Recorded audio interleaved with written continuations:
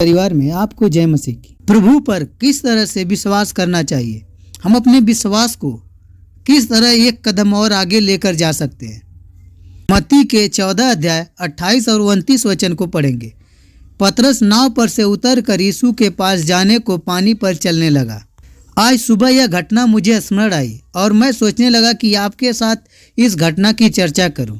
यह घटना तब की है जब प्रभु यीशु मसीह ने एक बड़ा चमत्कार किया था कि 5000 पुरुषों को और स्त्री लोगों को 5 रोटी और 2 मछली से सभी को पेट भर भोजन खिलाया था और बच भी गया था। और फिर प्रभु यीशु ने अपने चेलों को नाव से विदा किया क्योंकि रात हो रही थी और स्वयं प्रार्थना करने हेतु पहाड़ पर चला गया था।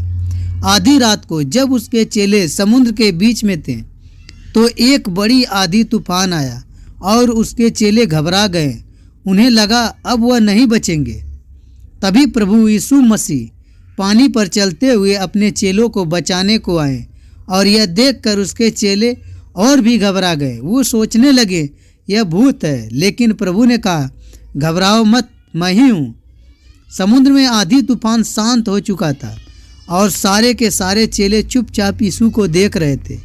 ऐसे समय में यीशु के 12 चेलों में से एक पतरस ने हिम्मत करके कहा, यदि प्रभु आप है तो मुझे भी पानी पर चलकर आपके पास आने की आज्ञा दीजिए। प्रभु ने उसे मना नहीं किया बल्कि कहा आ। तब पतरस नाव से उतरकर प्रभु के पास जाने को पानी पर चलने लगा। उसने बचपन से अब तक झील में समुद्र में मछलियां पकड़ने का अनुभव था, लेकिन आज वह पानी पर चल रहा है और बाकी सारे चेले डर के मारे नाव पर ही बैठे हैं, मौन दर्शन बने हुए हैं। प्रिय मित्रों, आइए विचार करें, उस स्थान में होते तो क्या करते? क्या हम पतरस के समान नाव से उतरने का जोखिम लेकर पानी में चलने का अद्भुत अनुभव लेते या डर के मारे चुपचाप नाव में ही बैठे रहते?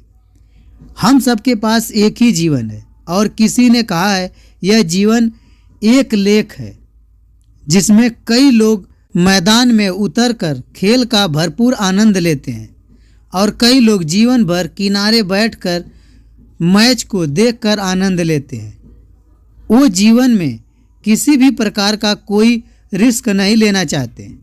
यदि हम पतरस का जीवन देखें तो पाएंगे वह बहुत ही साधारण मछुआरा था।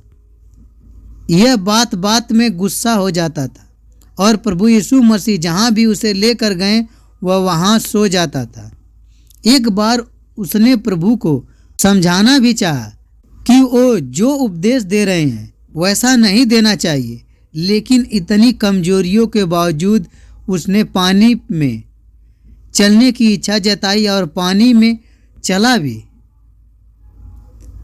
अपने जीवन में ऐसे अद्भुत कामों को, चमत्कार को देखने के लिए हम पतरस की इस घटना से बहुत कुछ सीख सकते हैं। जीवन में अच्छाई के लिए रिस्क लेना ही सीखें।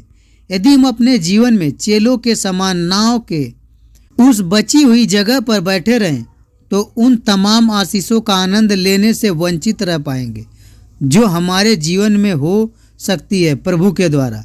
लाइफ के हर मोड़ में रिस्क है और जीवन में रिस्क न लेना ही सबसे बड़ा रिस्क है।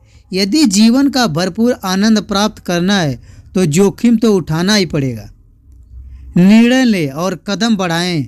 यदि जीवन में उन्नति प्राप्त करना है और अपने जीवन को वैसा ही बनाना है जैसा आप बनाना चाहते हैं, जैसा खुद को देखना चाहते हैं, तो आपको स्वयं निर्णय लेना है और कदम बढ़ाना होगा।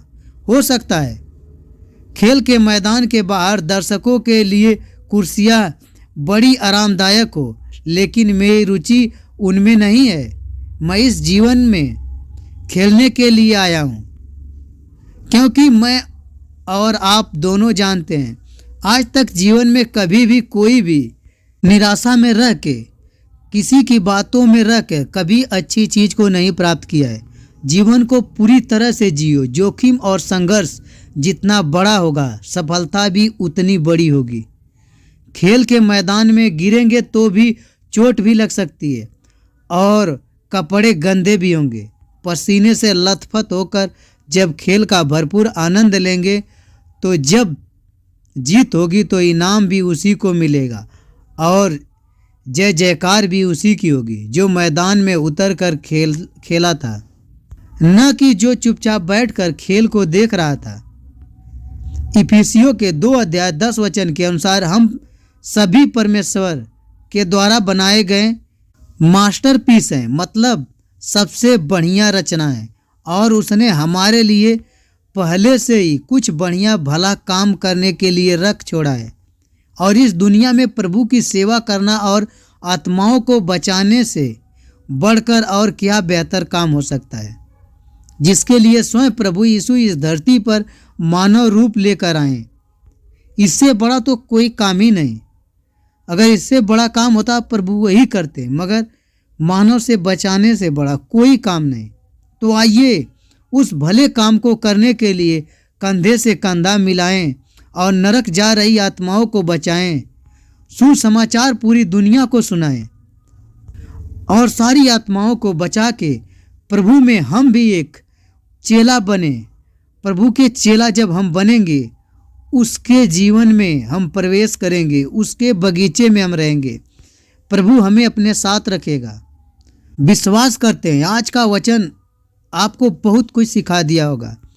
आप अपने जीवन में हमेशा दूसरों को परमेश्वर का वचन बताएंगे और आप उस कार्य को करेंगे जिस लिए परमेश्वर ने आपको इस धरती पर भेजा है।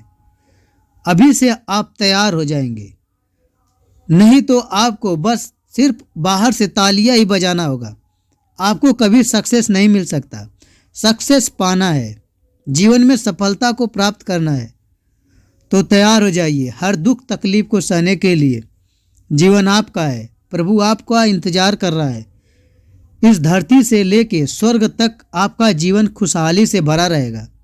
आप अगर निराशा की जिंदगी जी रहे हैं, परमेश्वर पर छोड़े हैं कि परमेश्वर करेगा, तो आप कुछ नहीं कर सकते, ना ही परमेश्वर आपके साथ कुछ कर सकता। प्रभु ने बताया अपने वचन में, जिसने 10 दिनार पाया था वो 10 और लेकर आया। बोला जिसके पास बहुत है उसको और भी दिया जाएगा, जिसके पास कुछ नहीं है उससे ले लिया जाएगा। आपके पास जो कुछ है, जिसके भी द्वारा, जिसके भी जरिए आप तक कुछ भी पहुंच रहा है, फैलाओ। परमेश्वर का वचन है और सभी आत्माओं को बचाओ, परमेश्वर आपको और देगा। आमीन।